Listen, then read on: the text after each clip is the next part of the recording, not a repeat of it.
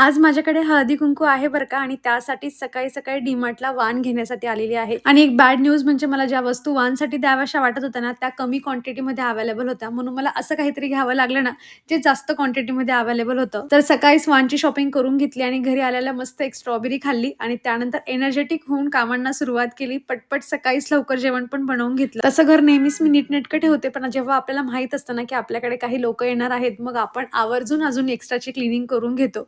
बाहेरचा एरिया पण मस्त आवरून घेतला आणि तसं घर क्लीन होतं सांगितल्याप्रमाणे, पण किचन ट्रॉल्या जरा खराब होत्या. म्हटलं यांना क्लीन करून घ्यावं आणि त्यानंतर तिळगूळसाठी मस्त तीळ पण भाजून घेतली. कन्फ्यूज होती या 2 साड्यांमधून कुठली साडी घालू आणि ही पर्पलवाली मी फायनल केली, जी मी दिवाळीला घातलेली होती. आणि हो, आता ह्या पियाच्या एक्सप्रेशनला जरा तुम्ही इग्नोरच करा, कारण खूप वेळा सांगून सुद्धा पिया काही ऐकण्याच्या मूडमध्ये नव्हती. बाकी ही साडी मी दुकानातून घेतली. मिळती-जुळती टॅग करेल आणि हा छानसा मेकअप ना नवीन चॅनलवर शेअर केलेला आहे, सो जाऊन नक्की चेकआउट करा. या रेडीमेड रांगोळीमुळे माझे 1.5 ते 2 तास वाचलेले आहेत आणि अगदी क्विक मी तुमच्यासोबत शेअर करते की मी घर कसं ऑर्गनाइज करून ठेवलेलं आहे. हा छानसा कार्यक्रम तुमच्या सगळ्यांच्या कमेंट्समुळे झालेला आहे. काल बऱ्याच जणींनी मला कमेंट्स केल्या होत्या आणि म्हणूनच मी हे हळदी कुंकू करण्याचं ठरवलं. जितक्या काही बायका घरी आल्या होत्या ना, सगळ्यांच्या क्लिप्स घेणं शक्य नव्हतं, पण काही जणींच्या घेतल्या होत्या, त्या तुमच्यासोबत शेअर करते. आणि हो, कालच्या एक रील सोबत हे असं काहीसं पण केलेलं होतं, जे तुम्ही एन्जॉय करा. चला भेटूयात नेक्स्ट व्हिडिओमध्ये. बाय.